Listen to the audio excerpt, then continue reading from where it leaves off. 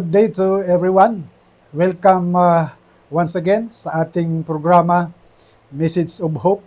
This is designed to reach out those who are weary, those who are down in their spiritual lives, those who are down in their emotional aspect.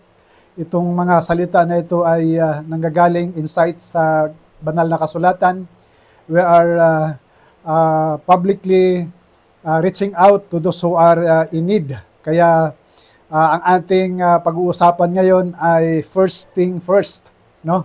So sa buhay natin, naranasan na ba ninyo na pagising nyo, you have so many schedules, appointments, and you don't know what to do first. So itong ating pag-uusapan ngayon, harinawa magbigay sa inyo ng insights na kung saan magiging organized ang ating araw, panimula ng ating bagong taon, no? Kaya order of priorities, first thing first, no? Ang ating basihan sa ating scripture, yung John 1:1. In the beginning was the Word, and the Word was with God, and the Word was God, no? So number 1 point, let's begin with the Word, no? Yung sabi ko nga kanina sa inyo kanina, ano kaya ang unahin natin sa buhay natin pagising sa umaga, sa panimula ng bagong taon, ano kaya unahin natin, no? Kung ating pag-iisipan, pagbulay-bulayan natin yung verse na ating binasa ngayon sa John 1:1, in the beginning was the Word, and the Word was with God, and the Word was God, no? Referring to our Lord Jesus Christ, even Himself, na siya po ay nag-umpisa sa Word, no? Kasi diyan sa John 1:14 nakalagay diyan na and the Word became flesh, no? So no doubt this is referring to the Lord Jesus Christ na in the beginning was the Word, no? Kaya sa buhay natin, importante at mahalaga na ating pagsimulan o panimulan ang araw, no? Na basahin o kaya pagbulay-bulayan ang salita ng ating Panginoon. Hindi po kayo magsisisi dahil malaking epekto po ito sa buhay natin na magiging organized, magiging maayos ang takbo ng buhay natin kasi inuna natin yung kalooban ng ating Diyos, no? Kaya let us always begin with the Word, no? Kaya sa iyong buhay ba, ano po ang iyong pangkaraniwan na ginagawa sa tuwing umaga bago ka magluto, bago ka magkape, no? Siguro ang dami nating iniisip agad, maligo, magkape o kaya mag-almusal, iniisip natin kung anong sasakyan, no? Pero ang tanong ko sa inyo, mayroon ka ba kayang iniisip, no? Kung ano po yung kalooban ng Diyos sa buhay mo. Now, kapatid, kung yun po ay isali mo sa inyong itinerary buong araw, no? O kung ano yung kalooban ni God, simply, yun talaga ay sasabihin na let's begin with the Word. Kasi dito sa Word of God o sa Scripture, dito na po nakalagay ang kalooban ng ating Panginoon. So, ang suggestion ko lang, no? Every single day, mayroon kang one chapter na iyong basahin o kaya one verse na iyong pagbulay-bulayan. Kasi alam nyo sa Bible, mayroon kasing dalawang salita sa Griego, yung tinatawag na rhema, tsaka yung logos, no? Yung logos, yung sinasabi na written word of God, yun yung Bible na nakasulat, no? Pero ano ba yung rhema? Yung rhema po, kung yung basahin ang salita ng Diyos tapos mangusap sa iyo si Lord, yun parang naging buhay, no? Buhay na salita ng Diyos.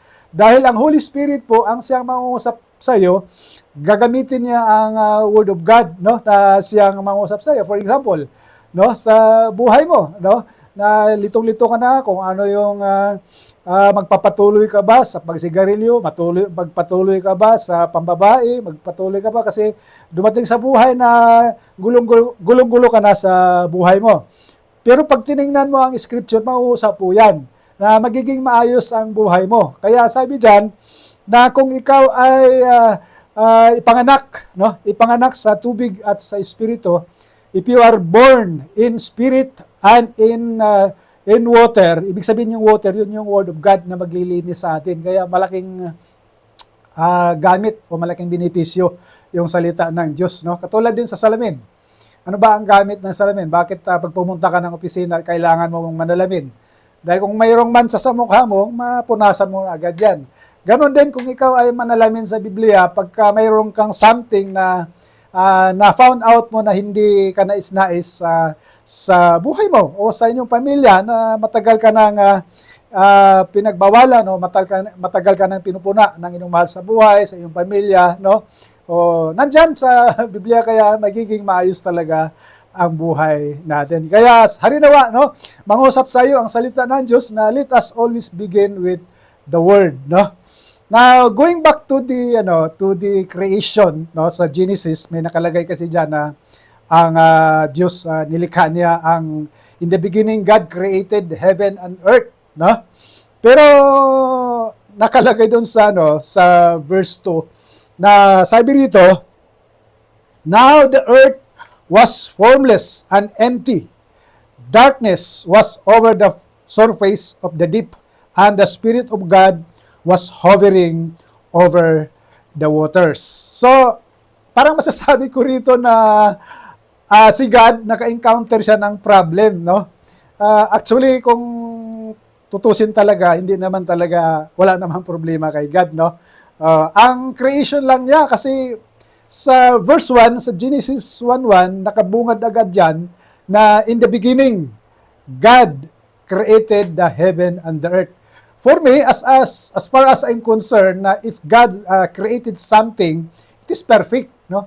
Perfect talaga, kompleto, saka maganda, no? Pero nakakapagtaka sa verse 2, nakalagay dyan na nagiging formless. Yung word na formless, ibig sabihin na walang itsura, disarranged, no? Kawindang-windang, no? So something na the earth has encountered the problem. Pero ang tutukan natin dito, instead of focusing on the problem, let us focus on the solution. Ganon din sa buhay natin, no? Pag ikaw ay you are succumb to the masasabi natin na nakawindang-windang na ang buhay o mahal mo sa buhay na masyado ng pasaway, instead of focusing the problem o ano yung root cause, ano yung mga problema, i-focus mo yung solusyon. So number 2, solving the problem by the word, no? Kahit pala si God, si Yahweh, no? Ang pag-address niya doon sa formless, empty, and dark world, no? Ay gumamit siya ng salita, no? Kasi kung maalala mo sa verse 2, sa verse 3, sabi ni God, no? Let there be light, no? So, paano sinolve niya yung darkness, no? Itong darkness kasi, pag sinabing darkness, no, you can just imagine kung nandiyan ka sa kwarto o sa silid na madilim, no? Walang ilaw. So, anong mafe-feel mo? So, hindi ka confident. Minsan, baka makakaapa ka ng mga matatalas, halimbawa, pako, tamtax, no? So, hindi mo rin alam kung makakapain mo pa yung switch. So, totally darkness, no? So, ganun din sa buhay natin. Before we found out sa kalooban ng ating Diyos, no? We were described as darkness, no? Kaya walang magaling dito, kahit edukado ka, kahit mataas pinag-aralan mo, mamahaling eskwelahan, no? Kita mo naman sa bansang Pilipinas, no, yung matataas ng pinag-aralan, mga congressmen, mga senators, no? Sila pa yung sasabihin natin na hindi maayos, no? Kasi kita mo naman ang natin, no? Pananalapi sa bansa natin, nagkawindang-windang kasi makasarili, likas tao yan, makasarili. Pero how about kung sila kaya ay nag-follow doon sa word? They began with the word of God, yung kalooban talaga ni Lord. Kasi sabi rito, let there be light, and there was light. Amazingly, binasa ko yan, in the first day, there was light. Pero kailan nga ba ginawa ni Lord yung sun at saka moon? Sa fourth day na po, pang-apat na araw. So, sa first day when God said, let there be light, nagkaroon. Pero wala pa yung araw, wala pa yung buwan. So, it means that God is not dependent on the material things. When He spoke the Word of God, mangyari talaga. So, when we allow also the Word of God to come into our lives, may mangyayari talaga. magkaroon ng kaayusan, magkaroon ng blessings, magkaroon ng good health, magkaroon ng healing. So nandito na lahat eh. Halimbawa sa Psalms 23, no? Nakalagay doon, paborito ko 'yan, na the Lord is my shepherd, I shall not want, no? Pag i-memorize mo lagi 'yan, no? Malaking epekto 'yan sa buhay mo. Hindi lang memorize na basta sa head knowledge lang. Ayaw ni Lord 'yan. Kailangan talaga na yung pag-memorize mo may kasamang sinapuso talaga, no? So, how did God solve the problem of formless, chaos, emptiness, no? Darkness, no? Brothers and sisters, nasubukan mo, diba? Naranasan mo na ba na you have emptiness in your life, no? Maari siguro, marami kang pera sa bangko, marami kang sasakyan, marami kang babae, and yet you feel empty, no? Marami ngayon yan, no? Empty, parang something that is always lacking. So, ganon ang first creation ni God ng earth, no? Formless, empty, and darkness. So, ito po ay parang nakalarawan sa buhay natin na sometimes we are not an organized person, emptiness, nandyan sa atin, saka darkness, no? So, God's solution, spoke only the word. So, and God said, let there be light, and there was light. And God saw the light was good, no? Napaka mainam isipin, no? Kung sabihin ni God sa buhay mo na your life is good, no? I am encouraging you that you give time, you spend time to meditate and to hear God's word, no? Kasi meron din akong sasabihin sa iyo na itong verse na dito na tayo mag-close, no? Let us always remember this verse na Joshua 1:8. Keep this book of the law always on your lips. Sabi ni God kay Joshua, no? Keep always this book of the law always on your lips. Bakit sa lips? Hindi sa puso. Meaning to say that we are always to recite, no? We are going to speak the word, no? The word of God is not designed to have a meditation only na itago mo lang sa puso mo, itago mo lang sa isip mo. Kailangan din bigkasin. Sabi rito, keep this book of the law always on your lips. Number 2, meditate on it day and night, no? Ibig sabihin, sa ating pag-iisip, pagbulay-bulayan natin. Sino ba sa inyo nakakita ng baka o kalabaw?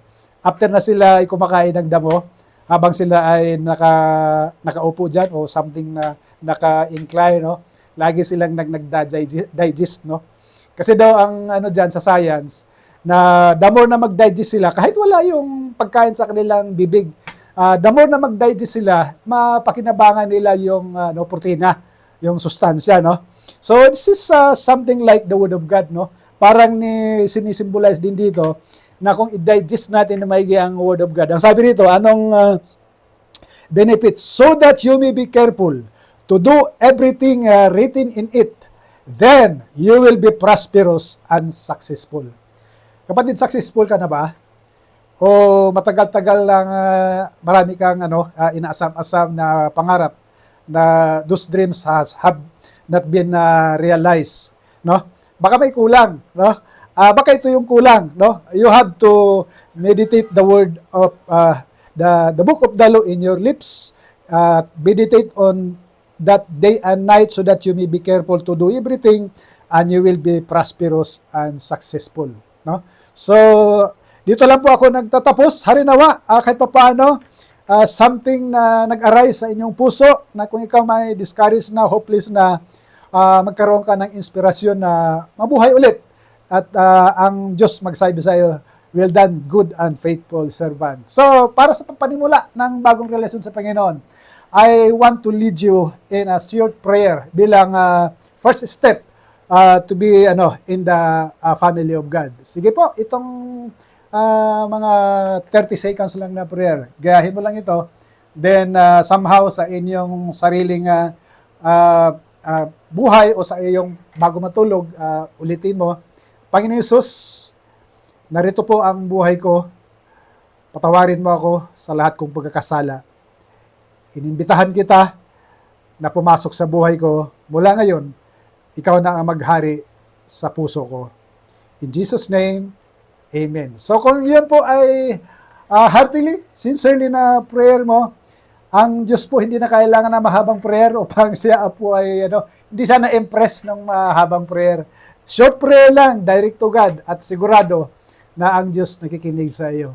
Kaya kung ikaw ay gusto mong mag-participate, you can comments, mag-like lang, mag-subscribe nang sa ganon, by the time na magkaroon tayo ng bagong upload, isa ka sa mabiyayaan. So God bless.